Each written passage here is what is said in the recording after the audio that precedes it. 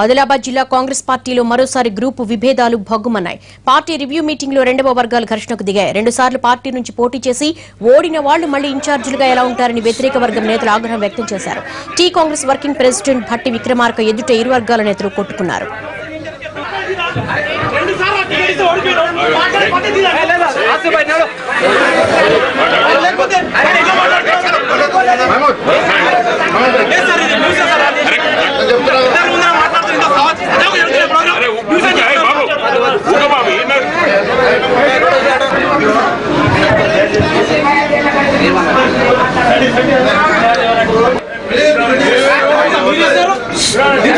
ఎవరు చెప్పారు